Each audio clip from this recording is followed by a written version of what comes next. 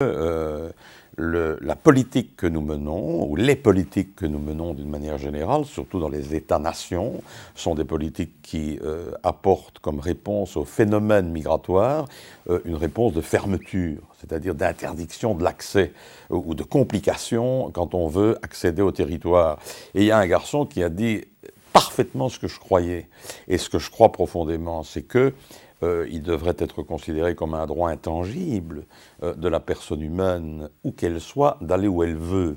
Il devrait y avoir une sorte de droit à l'accès spatial, si vous voulez, du monde ou de la planète, qui devrait être absolument intangible. Ça devrait être le droit le plus fondamental. Je sais bien que les États ont le droit de s'organiser, de créer un certain nombre de critères ou de conditions. Moi, je pense que la liberté d'aller et venir, pour le libéral que je suis, c'est évidemment la première des valeurs. C'est celle qui est la mère de toutes les autres. Et donc, c'est vrai que moi, j'ai un problème. J'ai un vrai problème idéologique avec cette question-là. Au nom de quoi peut-on interdire à un individu sur la planète, à un être humain, d'aller et venir librement où il a envie d'aller sur cette planète, de se déplacer, de s'installer, de vivre là où il a envie de vivre, à condition qu'il respecte les lois de l'endroit où il se trouve, il n'y a vraiment pas de raison de le lui interdire. Donc, j'ai un vrai problème idéologique, de nature philosophique, avec cette question-là. Je suis très favorable, vraiment, à ce que j'appellerais la notion de citoyenneté universelle. Et donc, c'est vrai que je suis assez mal à l'aise avec certaines politiques qui sont menées dans un certain nombre des pays européens. J'ajoute d'ailleurs que je supporte assez mal que l'on présente, très souvent d'abord, c'est assez curieux, on présente la migration souvent dans le même thème que le thème de la sécurité. Ce qui est déjà quelque chose de tout à fait malodorant, parce que la migration ne signifie pas l'insécurité. Or, souvent, vous constaterez que quand on fait des tables rondes, quand on voit des discussions qui ont trait à ces sujets-là, souvent on lie les deux problèmes. Donc ça, c'est quelque chose d'assez inacceptable. Deux, on parle toujours du problème de la migration. La migration n'est pas un problème. La migration est un phénomène aussi naturel que celui que le phénomène qui fait qu'un homme respire. Je veux dire que la migration, dans le fond, au départ, c'est quoi? C'est quelque part l'expression de cette force irréfragable et intérieure qui est la liberté individuelle, qui est le fait qu'un être humain, il a envie de bouger, il a envie d'être libre, il a envie d'agir, il a envie de voir. C'est dit d'ailleurs, il a envie de connaître, il a envie d'échanger, il a envie aussi de chercher son bonheur, c'est quand même un droit élémentaire. Il a envie tout simplement de vivre. Et donc, tout ce qui refrène ça, tout ce qui handicape ce droit-là, pour moi, c'est déjà un problème. Donc, la migration n'est pas un problème, c'est un phénomène naturel. Du reste, la migration a toujours existé, depuis toujours. Je fais observer aussi, c'est une chose qu'on ne dit pas assez dans nos opinions publiques, ça. Je fais observer que les plus grandes civilisations, au travers de l'histoire, sont celles qui ont été les plus accueillantes et les plus ouvertes. Et donc les plus universelles. Je crois que c'est comme pour la notion de frontière. J'ai déjà eu l'occasion de dire ce que je pensais des frontières. Je mets au défi tous les historiens du monde et tous les géographes du monde et tous les penseurs du monde et tous les chroniqueurs du monde de me découvrir un seul pays dont la frontière n'a jamais changé depuis le début du monde. Toutes les frontières ont évolué dans tous les pays du monde. Et quand on va un peu plus loin et qu'on se demande pourquoi une frontière a été modifiée, je ne connais pas, ou en tout cas très rarement, de bonnes raisons. Pour ça, quand je dis de bonnes raisons, des raisons morales. C'est souvent des raisons sordides. C'est soit un partage suite à une conquête, soit un morcellement suite à un héritage, soit aussi de véritables comportements irrévérencieux et je dirais intolérants, où on prend du territoire à l'autre, mais c'est rarement une bonne raison, c'est rarement pour une raison honorable.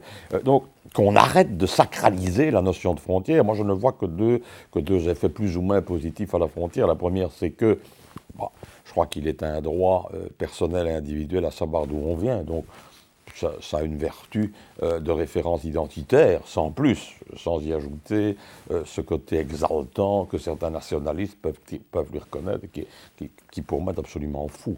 Donc, ça n'est pas, et qui n'est pas acceptable. Le deuxième intérêt, c'est que c'est vrai qu'un certain nombre de services que l'on doit disposer, que l'on doit mettre à la disposition des citoyens, peut s'organiser mieux quand ça s'organise près des gens. Donc c'est organisationnel, mais je ne vois rien de sacré dans la notion de frontière. Vous êtes un petit peu dans la voie d'Amin Malouf qui dit, en fait, il y a écrit un bouquin, Les identités meurtrières, il parle du nationalisme comme quelque chose de meurtrier. Le nationalisme, c'est quelque chose de tout à fait sordide. Pour moi, le nationalisme est à rejeter. Il n'y a pas une seule forme de nationalisme qui se justifie. Le nationalisme est toujours synonyme d'exclusion et synonyme de prétention. Le nationalisme, c'est en fait la prétention d'être meilleur que d'autres. C'est de vouloir rester entre soi. Donc le nationalisme contient nécessairement tous les éléments, tous les germes de la fermeture aux autres. Et donc le nationalisme est totalement rejeté. D'aucuns me disent, oui mais comment défend-on les minorités? Mais la défense des minorités n'a rien à voir avec le nationalisme. La défense des minorités, ça a à voir strictement avec la démocratie. Ça n'a rien à voir avec le nationalisme. La défense des minorités est une question de tolérance. C'est pas une question de nationalisme, pas une question d'exaltation de l'amour de son petit précaré. Ça n'a absolument rien à voir. Et donc, c'est quelque chose de détestable, le nationalisme. Du reste, si vous prenez tous les grands conflits d'histoire, c'est quand même parti souvent de ça. Soit de l'intolérance religieuse, soit de l'intolérance, je dirais presque sociologique. C'est ça. Et donc, le nationalisme, c'est une notion qui m'est totalement étrangère. Et je crois que nous devons beaucoup travailler sur cette question-là, parce que le nationalisme, c'est le contraire de l'universalité. Et l'universalité, c'est ce qui est la vraie patrie de l'homme. Je ne connais pas de... Bien entendu, j'aime mon pays, j'aime la Belgique, j'aime d'où je suis, bien entendu, mais ça ne peut pas aller jusqu'à m'appuyer sur ce sentiment, sur cette émotion pour exclure les autres. Si j'aime mon pays, je dois aimer ouvrir mon pays aux autres. Je l'aime parce que mon pays m'aide à être universel, mais pas pour me garantir dans une sorte d'abri. Ça n'est pas... Pour moi, ça n'a rien à voir. D'ailleurs, en tant que libéral, j'ai toujours dit que pour un libéral, c'était impensable de pouvoir restreindre la liberté d'aller et venir. Et je reconnais d'ailleurs qu'à certains moments, dans mon parti, mon propre parti a entretenu des équivoques sur ce sujet, il y a longtemps, heureusement, mais heureusement, ce n'est plus le cas. Mais à un moment donné, pour des raisons d'opportunisme politique, parfois, j'ai été très mal à l'aise par rapport à ça. Quand vous dites que ce n'est plus le cas, ça veut dire... Oui. Mais le sur l'arrêt, c'est pas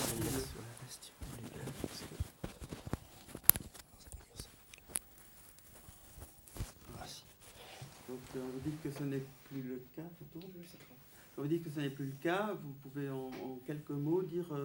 Non, dans mon parti, par exemple, lorsque j'ai prôné le droit de vote des non-européens aux élections communales, je mesurais bien que dans une partie de la base, ça posait un problème. J'ai donc été expliqué dans toutes les sections locales et je n'ai eu aucune peine à convaincre, disons, les militants de mon parti de me suivre sur ce terrain-là, parce qu'évidemment, il était difficile pour eux de contrer l'argument massu que j'avais, de dire, enfin, est-ce que vous êtes libéral ?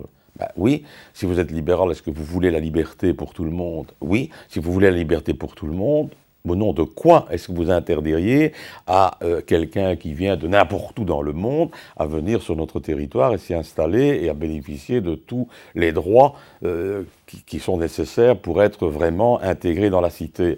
Et donc, c'était quand même assez facile de les convaincre. Donc aujourd'hui, je peux vous dire que ce sentiment-là est partagé par toutes les personnes de mon parti.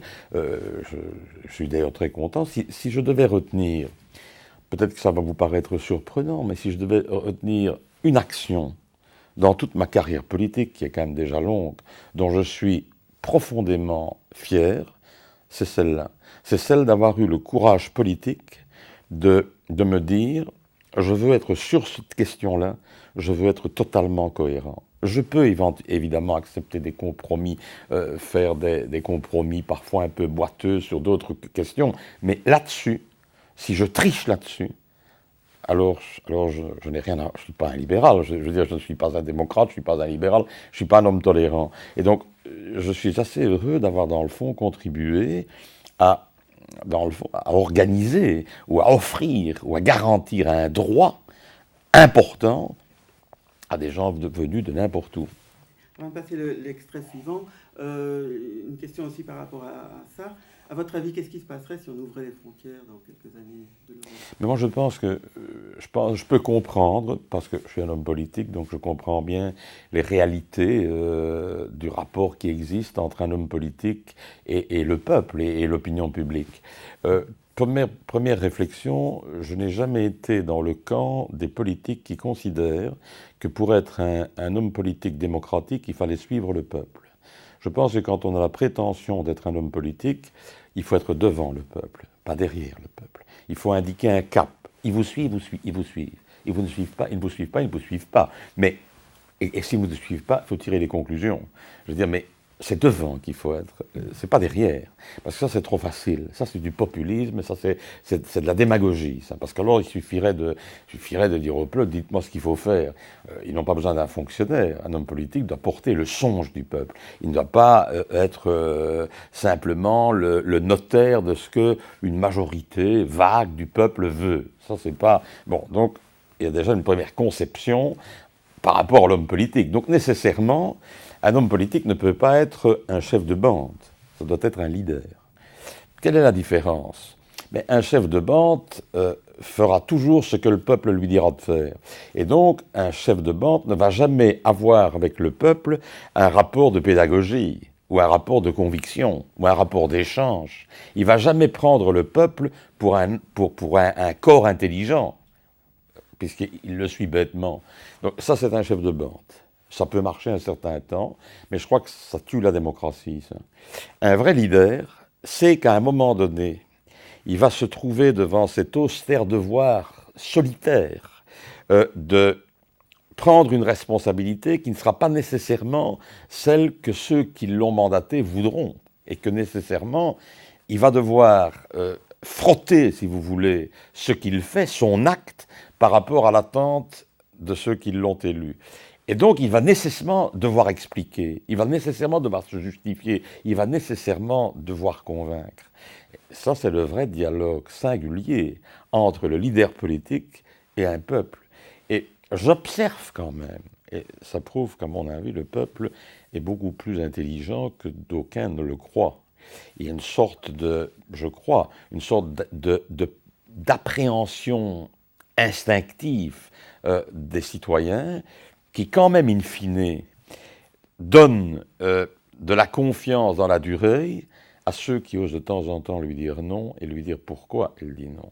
Et je pense que, si vous prenez le cas de notre pays, c'est clair que des gens comme Jean-Luc Dehaene, par exemple, ou comme Guy Verhofstadt, sont des gens qui ont été capables, à certains moments, d'être à contre-courant d'une tendance majoritaire ou d'une tendance dominante ou d'une tendance lourde dans l'opinion. C'est quand même assez curieux que ce sont ceux qui, souvent l'opinion appelle à la rescousse quand il y a de vrais problèmes. Parce qu'il y a quand même une sorte de conscience instinctive, qu'on peut quand même plus faire confiance à ceux qui de temps en temps vous disent non qu'à ceux qui vous disent toujours oui. Ceux qui disent toujours oui, c'est quand même pas très crédible. Alors par rapport justement à ce truc de devancer le citoyen européen, il y a quand même presque 30 ans maintenant qu'on parle d'une politique d'immigration zéro, c'est en train de changer. Est-ce qu'à votre avis, à quand est-ce qu'à votre avis les différents partis belges ou français entameront un jour un autre discours? Et est-ce que ce discours de fermeture pendant 30 ans n'a pas fait le lit de l'extrême droite et n'a pas fait du tort dans l'esprit des citoyens européens? Non, moi, ce que je pense, c'est que, de ce point de vue-là, j'ai une position qui est assez claire. Vous m'avez posé la question, quid de l'ouverture des frontières par rapport à ça. D'abord, ce que je crois, mais je pense que ce ne sera pas possible de convaincre les opinions tout de suite de ça, mais ce que je crois, c'est que si on avait une politique d'ouverture beaucoup plus grande, dans le fond de liberté d'aller et venir beaucoup plus grande, vous auriez sans doute une diminution de la dramatisation du phénomène. Parce que se passerait-il si un étranger sait qu'il peut venir et repartir et puis revenir quand il a envie de revenir? D'abord, il va pas nécessairement s'installer durablement. Il va peut-être venir ici pendant quelques mois, pendant quelques années, travailler, gagner un peu d'argent et puis aller l'investir dans son pays ou peut-être dans un autre pays. Je veux dire que comme il pourra le faire librement, il n'y aura déjà pas de clandestinité, ce qui est la pire des choses. Bon, donc c'est déjà un premier élément. Deuxième élément, il est probable que si ça se passait comme ça, il est probable, je ne dis pas que c'est sûr, mais il est probable que les personnes qui viendraient ici pour se chercher un autre destin, eh bien, iraient chercher leur niche économique. Et donc, vous auriez une répartition sans doute beaucoup plus harmonieuse de la présence de ces nouveaux Européens dans nos pays. Donc, dans le fond, jusqu'ici, on n'a pratiqué que des politiques plutôt coercitives ou de fermeture. On n'a pas essayé l'autre formule. Il y a une formule qui est une formule fondée sur la méfiance, l'autre formule serait fondée sur plus de confiance. Moi, je suis évidemment tenant de la formule de plus de confiance. Et la raison qu'à mon modeste niveau, j'ai par exemple initié, nous allons bientôt l'inaugurer, initié l'installation et la création d'un centre pour la formation et la gestion des phénomènes migratoires dans les pays d'origine des flux, au Mali. Quel est l'objectif? L'objectif, c'est vraiment de dédramatiser le phénomène et de faire en sorte qu'un candidat migrant ne soit pas obligé ou ne se sente pas obligé d'essayer de venir en Europe de manière clandestine, mais qu'il puisse avoir à sa disposition un centre qui peut lui donner une formation, qui peut lui donner un accès à du crédit pour s'installer chez lui ou pour faire une formation qu'il pourra utiliser s'il vient chez nous, où on lui offrira, quand c'est possible, des contrats de travail temporaires ou autres. Par exemple, l'Espagne est prête à offrir ça. Bon, où on pourra aussi travailler pour éviter la fuite des cerveaux, parce qu'il y a quand même, ça on n'en parle jamais, mais il y a quelque chose quand même de choquant, on parle de migration choisie. Mais migration choisie, ça veut dire quoi ça? Est-ce que ça veut dire qu'on va vider tous les pays en voie de développement de leurs ingénieurs, de leurs professeurs, de leurs médecins, de leurs infirmières? Est-ce qu'on va faire ça? Alors ça, ce serait vraiment catastrophique. Hein, quand vous prenez par exemple le cas du Ghana, où les formations d'infirmières sont tout à fait reconnues, mais où ces filles, quand elles ont fini leur formation d'infirmière, sont quasiment débauchées pour venir dans des hôpitaux européens.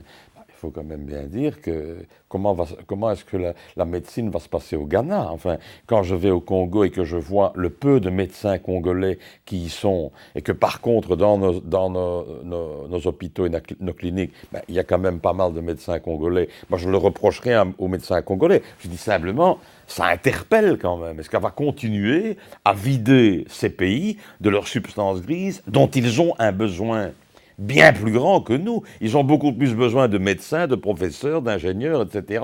que nous. Or, ceux-là seraient de bons migrants. Les autres, par contre, ne seraient pas de bons migrants. Moi, je trouve quand même que ça mérite un vrai débat moral et philosophique, hein, quand même. Il ne faut pas rêver non plus. On me dit, la bonne réponse au problème des migrations, au phénomène migratoire, c'est qu'il faut faire du développement dans le pays d'origine des flux. Nous sommes d'accord avec ça. Mais il faut quand même être un peu sérieux quand on utilise cet argument-là. Vous pensez bien que ce n'est pas ni dans 10 ans, ni dans 20 ans, ni dans 30 ans que l'écart de revenus entre quelqu'un qui a une profession ici et qui exerce la même profession dans le pays d'origine, va tellement se réduire qu'il n'y ait plus de tentation de venir ici. Il faut être sérieux. Donc, ça n'est pas la réponse. C'est peut-être une réponse théorique, à très long terme, mais ce n'est pas une réponse pour les 10, 20, 30 ans à venir. Et le développement ne va pas stopper l'immigration? Non, parce que ça, il y a encore... bon, les hommes politiques et nos femmes politiques, pas tous, mais enfin un certain nombre, utilisent le phénomène migratoire. Je dirais qu'à la limite, ils l'utilisent pour faire peur à l'opinion publique et pour faire le jackpot électoral, en laissant croire qu'en fermant les frontières, nécessairement, il y aura plus d'emplois pour les autochtones. Enfin, toutes sortes d'arguments absolument spécieux et, il faut bien le dire, malhonnêtes. Je pense que, très honnêtement, ce serait beaucoup plus intéressant si le monde politique expliquait aux populations le formidable atout que représente la jeunesse de ces pays-là pour nos pays. Moi, j'ai quand même quelque chose qui me surprend et qui, d'une certaine manière, me rend optimiste. Je donne énormément de conférences dans des universités et dans des écoles. Alors, je suis quand même très surpris, moi. J'en ai encore donné une ce matin, il y avait 200 étudiants. Quels sont ceux qui, en termes, je dirais, de citoyenneté, parmi tous ces étudiants, quels sont ceux qui sont le plus curieux, qui sont le plus motivés, qui sont le plus boulimiques de connaissances et d'expériences? Quels sont ceux qui sont le plus engagés? Quels sont ceux qui sont les plus insistants, les plus harcelants pour me poser des questions? Quels sont ceux qui me posent les questions les plus pointues, les plus impertinentes aussi? C'est quand même bizarre. Et qui donc me donne beaucoup d'espoir, parce que je sens qu'il y a chez eux une vraie appétence à la citoyenneté responsable. Ce sont ceux qui ont une histoire, et qui ont une histoire parfois douloureuse, qui ont parfois une histoire difficile. C'est qui?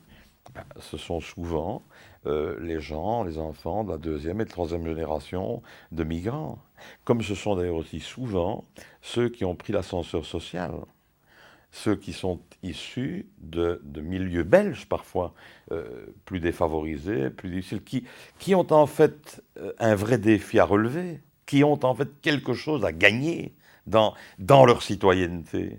Donc, moi, je crois que nos vieilles sociétés occidentales,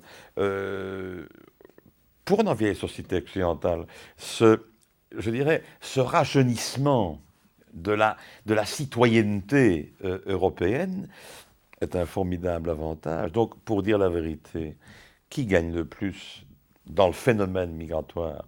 Est-ce que c'est le migrant? Ou est-ce que c'est le pays qui l'accueille? Moi, je crois vraiment que c'est le pays qui l'accueille. Mais expliquer ça à des opinions publiques, c'est possible de le faire. Il suffit juste de leur expliquer. On peut aussi, évidemment, c'est plus facile de leur expliquer que s'il y a 200 000 chômeurs dans un pays et qu'il y a 400 000 étrangers qui y vivent, il suffirait de renvoyer les 400 000 étrangers qui n'auraient plus de chômage. Ce qui est une sottise, ce qui est une malhonnêteté sans nom. Hein, parce que, dans le fond, prenons notre pays, il y a aujourd'hui 200 000 postes de travail qui ne trouvent pas acquéreurs. Je m'excuse. La question n'est pas, c'est pas la question, c'est pas les étrangers qui prennent les emplois. Si les emplois ne sont pas pris, c'est parce qu'il y a une formation qui n'est pas adéquate, c'est parce que tout ça. Et donc, je veux dire que ça va pas et ça va plus. C'est une injure faite à l'intelligence des gens que de continuer à laisser croire que l'étranger fait du tort, coûte cher, etc. Moi, je ne crois pas. Je crois que ce que l'étranger inocule comme ferment de dynamisme, comme ferment de rajeunissement, comme catalyseur d'énergie dans une société, surtout dans une société un petit peu ramollie par le confort, comme les sociétés européennes, il est incommensurablement plus grand et beaucoup plus riche et beaucoup plus positif que ce que ça nous coûte.